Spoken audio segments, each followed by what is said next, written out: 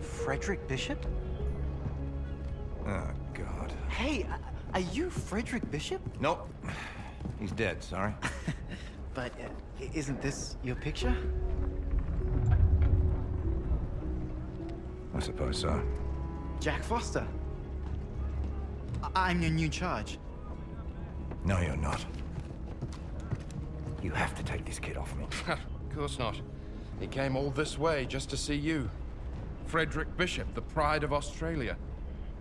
Been lied about his age to get past conscription.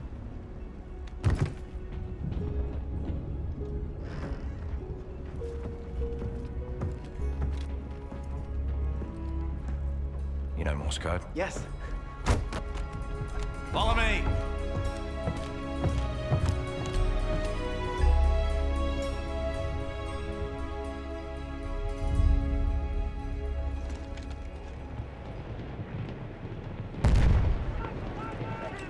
Hello Warfighters, War is Hell. Welcome to the next episode in the series where I play Battlefield 1, but instead of giving you commentary on the actual game, I'm talking about some of the history of World War I and some things that will probably enhance the gameplay.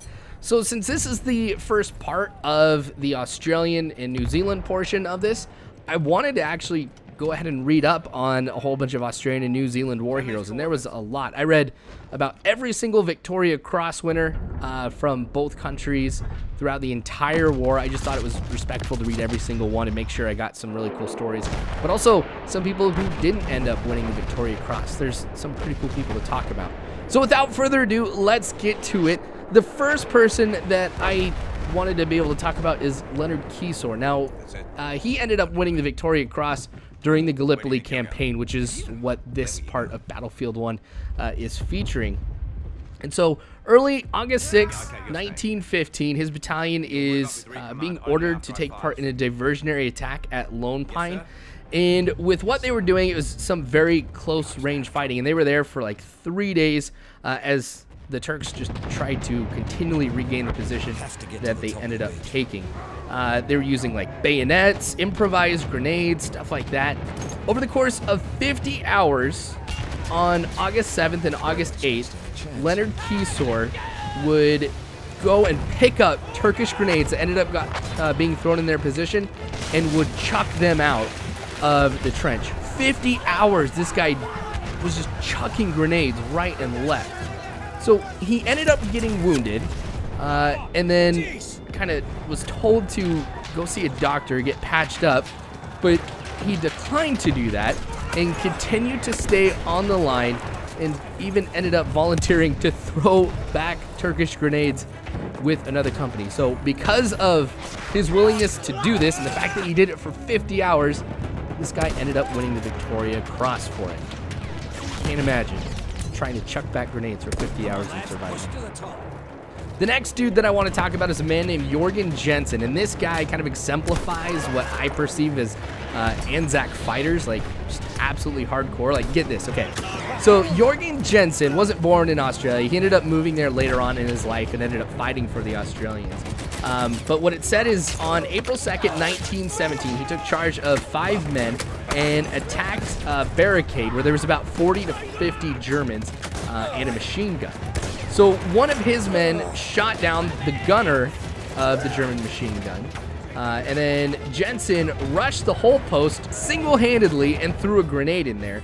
He still had a bomb in one hand, and taking another from his pocket, he ended up pulling the pin of the second grenade with his teeth. So this guy is standing here with like 2 grenades in his hand.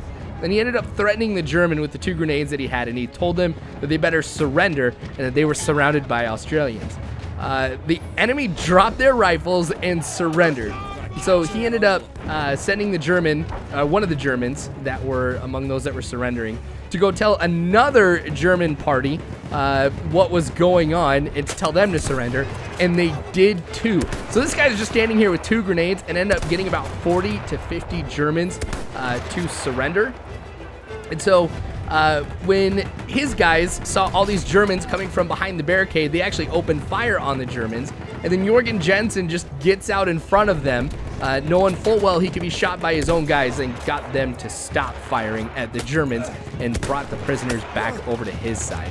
So that's just nuts. Like, you get 40 to 50 Germans to surrender just by holding like 2 grenades, and then have one of the Germans tell somebody else that they should all surrender. I thought that was pretty sweet, and I thought it'd be cool to talk about Jorgen Jensen. The next person I wanted to talk about was a man named Frank Mcnamara. Now, it's March 20th, 1917, and Mcnamara is flying in his aircraft on a mission to take out the Turkish railway near Gaza. Now, at the time, they were very short on bombs, so what they ended up doing is taking 6 4.5-inch artillery shells and placing it underneath the aircraft after, like, specially modifying them to kind of act as bombs.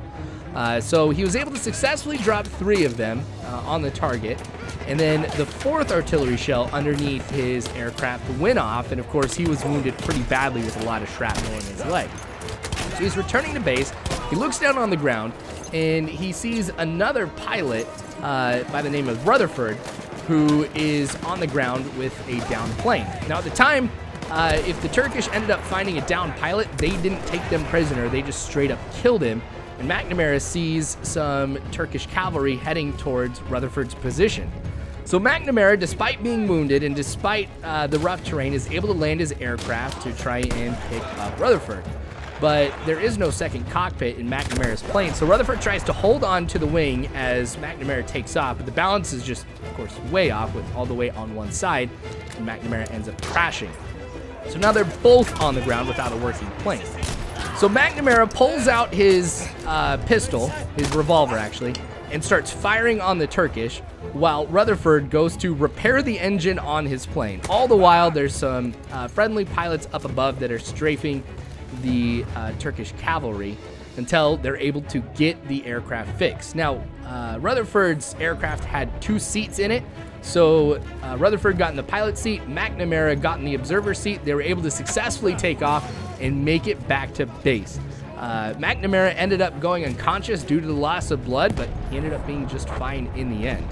So I think this is actually a really cool series of people to be able to talk about. There's a whole bunch of others too that I really could have gone into quite a bit, such as James Martin, who signed up to fight for Australia at the age of 14. Ended up dying at the age of 14 and 9 months. He was the youngest person for Australia to die.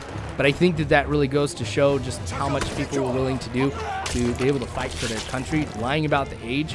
And then there's also John Simpson, which is a very famous person in Australia. There's paintings and sculptures about this guy.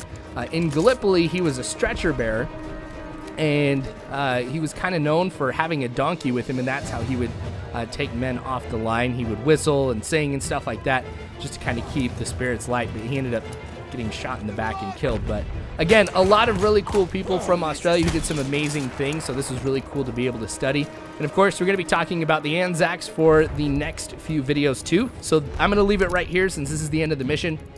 Thanks for watching, guys. Feel free to subscribe if you have not already. You can follow me on Facebook, Twitter, all that jazz. But war is hell. You don't have to worry, because warfighters, I've got your 6.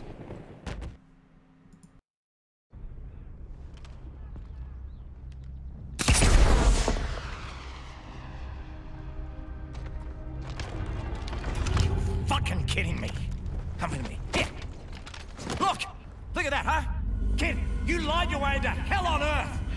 You just wanted a statue of yourself in your town square. I think I'm gonna be sick.